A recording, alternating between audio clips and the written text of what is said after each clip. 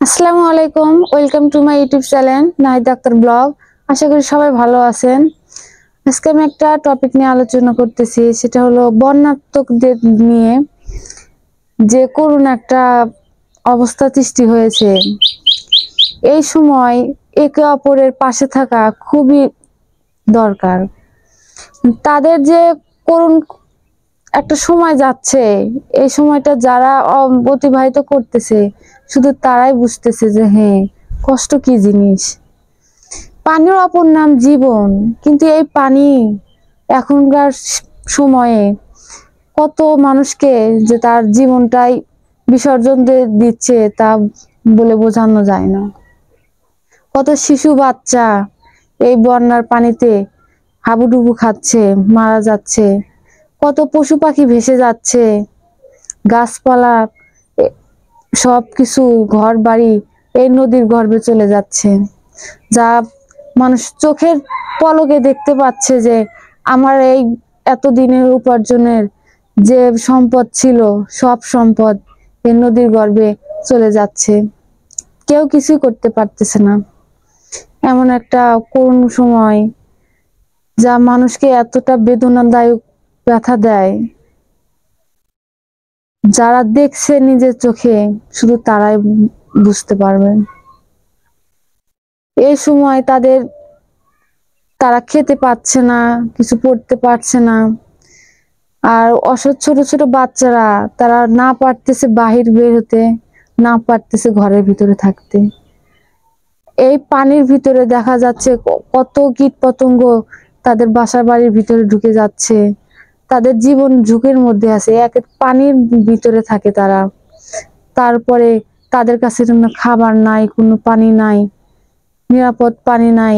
তারা এমন একটা বিপদের মধ্যে পড়েছে যে আমরা যদি তাদের সাহায্য না করি, তাদের আর ওইটুকু সময়ও বেঁচে থাকার মতো কোনো অবস্থানে থাকবে না।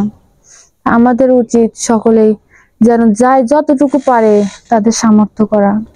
আর এই পরিস্থিতিতে যুব সমাজরা যেভাবে কাজ করে যাচ্ছে, ছাত্ররা যেভাবে কাজ করে যাচ্ছে, তাদের পাশে থাকা, আর প্রত্যেকটা ফ্যামিলিতেই নিজ নিজ দায়িত্বে যাই যতটুকু সম্ভব পারে তাদের যদি সাহায্য করার জন্য যা অনুদান পায়, এটুকু যদি তাদের কাছে পৌঁছে দেওয়ানোর মতো কোনো থাকে, সোর্স থাকে, তাদের কাছে পৌঁছে দেন।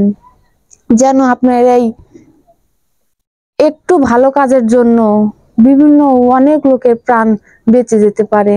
তারা একটু হলেও সাহায্য পেয়ে স্বস্তিতে থাকতে পারবে, না আমাদের পাশে আছে।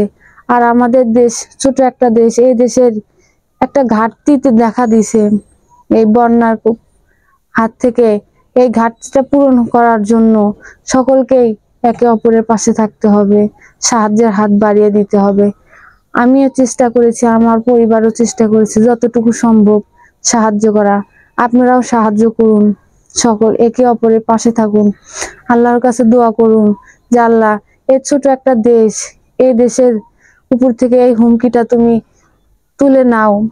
এই দেশের উপরে থেকে এই বিপদটা তুমি তুলে নাও, যেন এই দেশটা, ছোট একটা দেশ, শান্তিপূর্ণভাবে যেন সকলে জীবন যাপন করতে পারে আর তোমার ইবাদত বন্দেগী করতে পারে।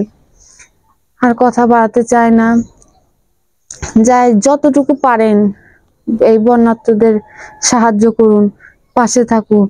আর দেখুন, ভাবুন যে কিয়ামতের আলামত এটাও একটা, যে কিয়ামত কতটা ভয়াবহ হবে। এই ক্ষেত্রে সবাই বিবেচনা করে সবাই একে অপরের পাশে থাকুন। আর একটু হলো ভাবুন যে কষ্ট কাকে বলে, যারা বন্যার কবলে পড়েছে। এরকম বিপদ যেন আর কাউকে আল্লাহ না দেয়। সবাই ভালো থাকেন, সুস্থ থাকবেন। আমার চ্যানেলটিকে সাবস্ক্রাইব করবেন, লাইক দিবেন। আমার যদি কোনো কিছুতে ভুল হয়ে থাকে ক্ষমার দৃষ্টিতে দেখবেন। আসসালামু আলাইকুম।